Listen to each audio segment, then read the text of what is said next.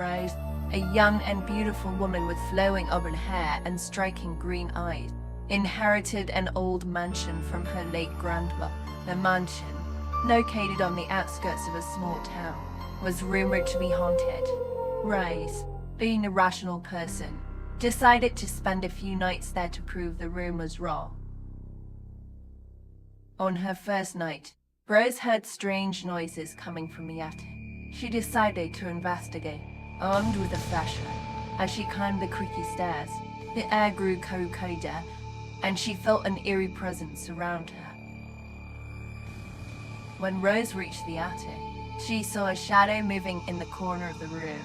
She shone her flashlight towards it, but nothing was there. She brushed it off as her imagination and went back to bed, but the feeling of being watched lingered. The next morning, Rose found an old, dusty mirror in the attic. When she wiped the dust off, she saw a reflection of herself, but something was off. Her reflection seemed to be smiling, even though she wasn't. That night, Rose heard whispering voices coming from the hallway. She followed the voices, which led her to a locked door she had never noticed before. She found an old key in the drawer and unlocked the door, revealing a hidden room. The hidden room was filled with old furniture and family portraits. As Rose examined the room, she found a diary belonging to her grandmother. The diary detailed strange occurrences and ghostly encounters in the mansion. Rose spent the next few days reading the diary. Her grandmother wrote about a malevolent spirit that haunted the mansion, causing fear and despair to anyone who lived there. Rose realized that the spirit was still present and that she needed to find a way to get rid of it. Determined to rid the mansion of the spirit, Rose decided to hold an S on. She gathered some candles and a wire board and began the ritual. As she called out to the spirit, the candles flickered and the temperature dropped. During the essence, the spirit revealed itself. It was a woman named Eliza, who had been wronged and killed by Rose's ancestor. Eliza's spirit was seeking revenge on the family, and Rose was her next target. Rose confronted the spirit, apologizing for her ancestors' actions and promising to help Eliza find peace. However, was not easily appeased and began to torment Rose even more. One night, Rose woke up feeling strange. She looked in the mirror and saw that her eyes had turned black.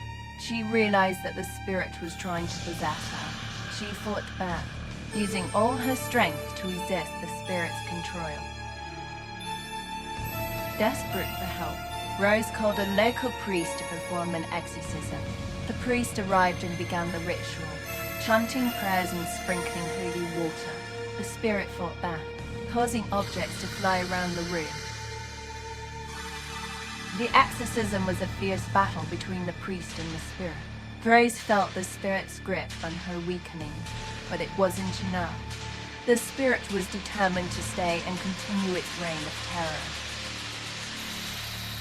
During the exorcism, the priest discovered that the spirit was bound to the mansion by a cursed object. Rose remembered the old mirror and realized that it was the key to breaking the curse. Rose and the priest searched the mansion for the mirror. They finally found it in the attic, hidden behind some old furniture. The priest instructed Rose to break the mirror to release the spirit. With a heavy heart, Rose smashed the mirror. As the glass shut, the spirit let a blood-curdling scream and vanished. The temperature in the room returned to normal, and the feeling of dread lifted.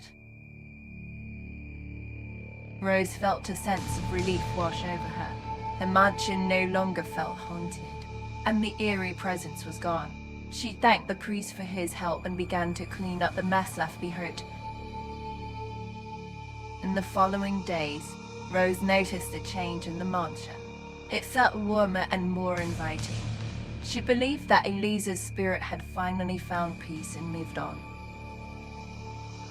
Rose decided to honor her grandmother's memory by turning the mansion into a bed and breakfast.